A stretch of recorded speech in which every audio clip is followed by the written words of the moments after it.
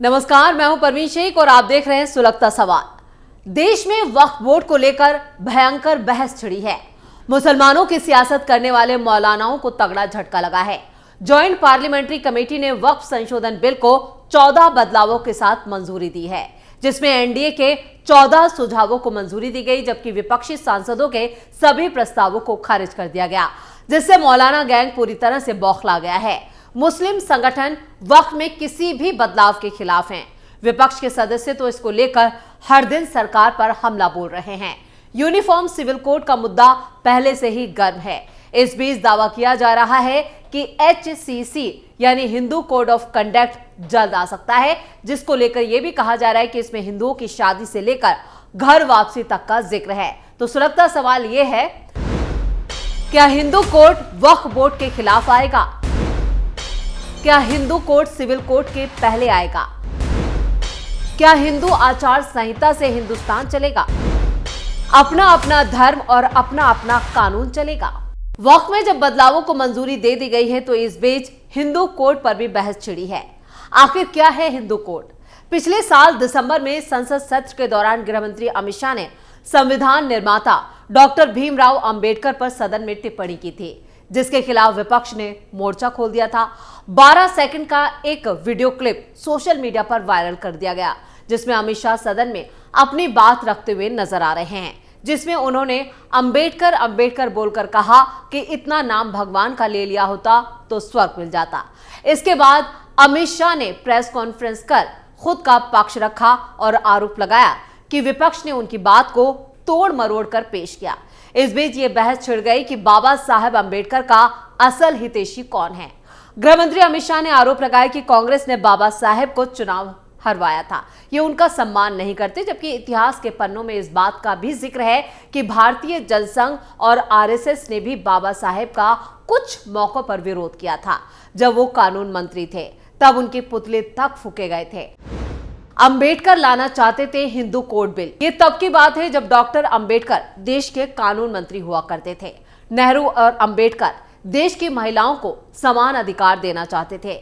इसके लिए वो हिंदू कोड बिल लाना चाहते थे। ये बिल महिलाओं को संपत्ति में समान हिस्सा, तलाक लेने और अंतर जातीय विवाह कैसे अधिकार देता है। इसके अलावा हिंदू पुरुषों को एक से ज्यादा शादी करने से रोकता है। लेकिन इस बिल का कांग्रेस के दक्षिणपंथी धड़े RSS, हिंदू महासभा, अखिल भारतीय राम राज्य परिषद ने विरोध किया। अखिल भारतीय राम राज्य परिषद ही आगे चलकर भारतीय जनसंघ में शामिल हुई, जो फिर बीजेपी बनी। इतिहासकार रामचंद्र गुहा ने अपनी किताब इंडिया आफ्टर गांधी में लिखा है, हिंदू कोड बिल विरोधी समिति ने देश में सैकड़ों बैठकें की। इनमें हिंदू कोड बिल की जमकर निंदा की गई। बिल का विरोध करने वालों ने खुद को धार्मिक युद्ध यानी धर्म युद्ध लड़ने वाले धार्मिक योद्धाओं, धर्मवीर के रूप में पेश किया। राष्ट्रीय स्वयंसेवक संघ यानी RSS ने इस बिल के खिलाफ आंदोलन चलाया। 11 दिसंबर 1949 को दिल्ली के रामलीला मैदान में RSS ने सार्वजनिक बैठक की, जहां पर एक वक्ता ने इस बिल को हिंदू समाज पर एटम बम से प्रहार बताया। प्रदर्शनकारियों ने उस वक्त प्रधानमंत्री जवाहरलाल नेहरू और कानून मंत्री डॉक्टर अंबेडकर के पुतले जलाए, जिसका नतीजा ये रहा कि कांग्रेस को यह बिल वापस लेना पड़ा। डॉक्टर अंबेडकर ने अपने निकटतम राजनीतिक सहयोगी भावराव कृष्णराव दादा साहेब गायकवाड़ को 23 सितंबर 1951 को एक उन्होंने खत लिखा, जिसमें उन्होंने कहा, मैंने 6 अक्टूबर या उसके आसपास इस्तीफा देने का फैसला कर लिया है। इसी तारीख पर हिंदू कोड बिल पास होना था, लेकिन अब लगता है कि इसके पास ना होने की संभावना ज्यादा है, इसलिए मैं पशोपेश में हूं। सत्र शायद 15 अक्टूबर तक खिंचेगा। मैं 15 तक तो सरकार का सदस्य रहूंगा। फिर बाबा साहब अंबेडकर ने साल 1951 में ही कानून मंत्री के पद से इस्तीफा दे दिया था। अब आते हैं दिसंबर 2024 में, जब संसद सत्र के दौरान अमित शाह ने कहा था, राज्यसभा में कांग्रेस पर निशाना साधते हुए अमित शाह ने उस वक्त बड़ा बयान दिया था। उन्होंने कहा, UCC यानी समान नागरिक संहिता इसलिए नहीं लाया गया क्योंकि भारत के पहले प्रधानमंत्री जवाहरलाल नेहरू संवैधानिक बहस के समापन के बाद मुस्लिम पर्सनल लॉ लेकर आए थे। मैं कांग्रेस पार्टी से पूछता हूं कि उसे ये साफ करना चाहिए कि सभी धर्मों के लिए एक कानून होना चाहिए या नहीं। क्या आप मुस्लिम पर्सनल लॉ का समर्थन करते हैं?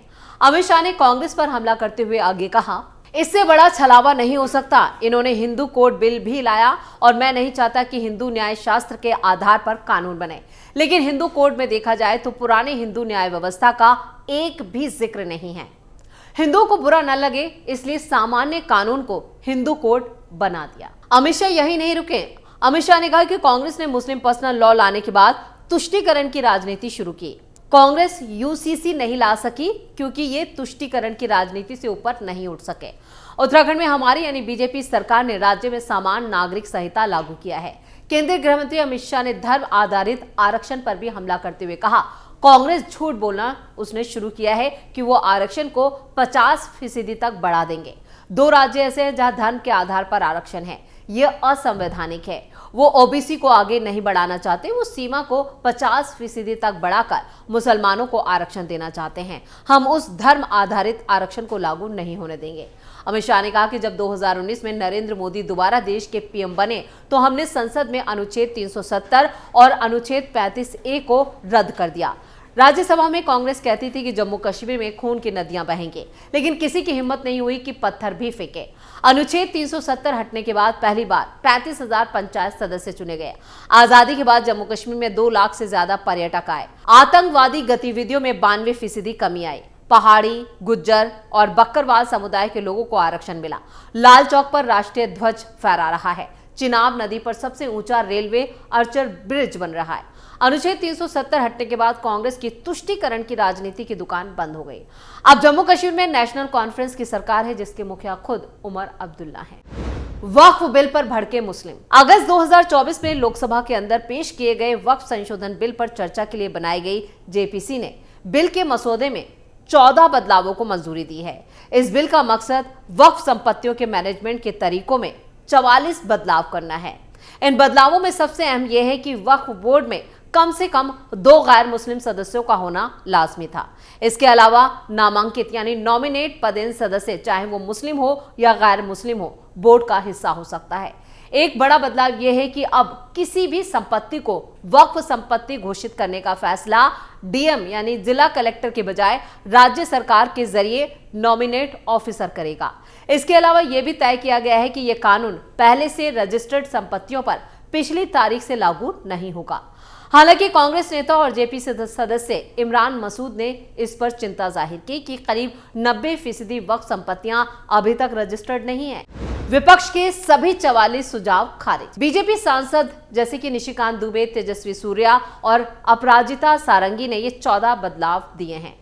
तेजस्वी सूर्या ने यह भी सुझाव दिया कि जो लोग जमीन दान करना चाहते हैं उन्हें यह साबित करना होगा कि वो कम से कम 5 साल से इस्लाम का पालन कर रहे हैं और उनकी संपत्ति दान में कोई चालबाजी नहीं है।